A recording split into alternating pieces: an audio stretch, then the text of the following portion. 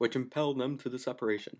We hold these truths to be self-evident, that all men are created equal, that they are endowed by their Creator with certain unalienable rights, that among these are life, liberty, and the pursuit of... You can do better than that. What? Who said that? I did. I was simply pointing out, sir, that the facts you have listed as such are not self-evident. What? Of course they are. No. Facts such as the reflexive property are self-evident. Your facts, while well-intended, rely on external facts for their support. Here, let me illustrate my point.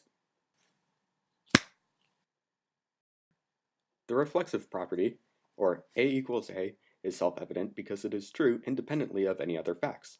On the other hand, however, the proof of the definition of derivative is not self-evident because it relies on external facts, like the distance formula, for its support.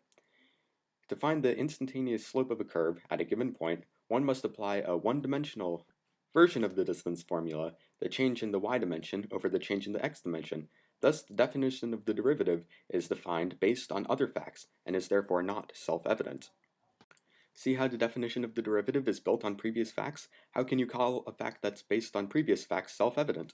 Okay, you've made your point now, Hatman. Please sit down before I have Washington escort you out of here. No indeed, I've only just begun. I would now explain why these mathematical facts warrant inclusion in your declaration. Suppose you have a small nuclear reactor that, given unlimited fissionable material, produces 81.5 gigajoules per grams of uranium. However, it costs exponentially more for you to get rid of the uranium as you run out of places to hide it at a rate of 2 to the g. What is the most profitable way that you can run your reactor? You can find this maximum by finding the maximum of the profit function, P of g equals j of g minus s of g. How do you find this maximum? You find it when p prime of g equals 0, using applications of the definition of the derivative. Now, by taking the derivative of p of g and setting it equal to 0, it is possible to solve for g, the number of grams that will yield the most profitable use of the reactor. It turns out that g will equal 37 grams. Now, aren't you glad that you included the mathematical foundation for the definition of the derivative in your declaration? Do you see how the solution to this problem was based on ideas which were themselves based on more ideas, which were themselves based on fundamental facts? I have no idea what you just said. What's a nuclear reactor? Never mind, I order you to sit down now.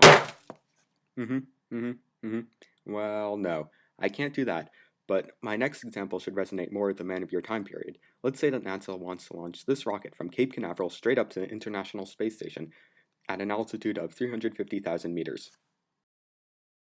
The rocket has a mass of 500 kilograms and is powered by a new superlight fuel that provides a thrust at a rate of 7,000 newtons per gallon. So, how many gallons of fuel would be needed to reach the space station? We know the distance that the rocket needs to travel, and the force due to the thrusters upwards and the force due to the gravity downwards, so we can find the net force on the rocket. We can solve for the rocket's acceleration by dividing the net force on the rocket by the rocket's mass. This is equal to 4.2 meters per second squared. We can use the acceleration to produce a velocity function, v of t. The area underneath this linear function, which is defined by 1/2 v of t times t, must be equal to the distance the rocket has traveled. By setting the area of this triangle equal to 350,000 meters, the distance that we know the rocket has to travel, we can solve for t. If we do this, we find that the rocket needs to burn for 408 seconds. But what about cases where the velocity function is more complex than our v of t? We'll keep using v of t, though, for comparison. In this case, we can find the summation of the areas of rectangles placed beneath the function, defined by their base x sub n plus 1 minus x sub n times their height, v of t. This is called the rectangular approximation method, or RAM. However, because the tops of the rectangles exceed the function, extra area is counted. This means that this approximation will be inaccurate. So what if the distance x sub n plus 1 minus x sub n was the differential d of x? Then the approximation would be very accurate. Using the definition of the derivative, we can prove that this sum, called an integral, is the antiderivative of v of t, or g of t, equals 2.1 times t squared. Now, if we want to find the integral over a defined range, e.g. the triangle, from a to b, we would subtract the integral from a to a from the integral from a to b, which is the same as g of b minus g of a. If we set this difference equal to 350,000 meters and solve for t, we find that t equals 408 seconds, which confirms the geometric prediction. And so, thanks to calculus, we have solved another very important problem, which I say is highly relevant to this declaration. Thus, I conclude that the reflexive property should be included in this declaration. As the Romans would say QED, and as the Klingons would say Ptk. Is a rocket some kind of vegetable? No, indeed. A rocket is a kind of self-propelled projectile. Do you mean like a bird? Well, kind of. I say that we get back to the task. Really, Thomas, this is much more interesting. Order!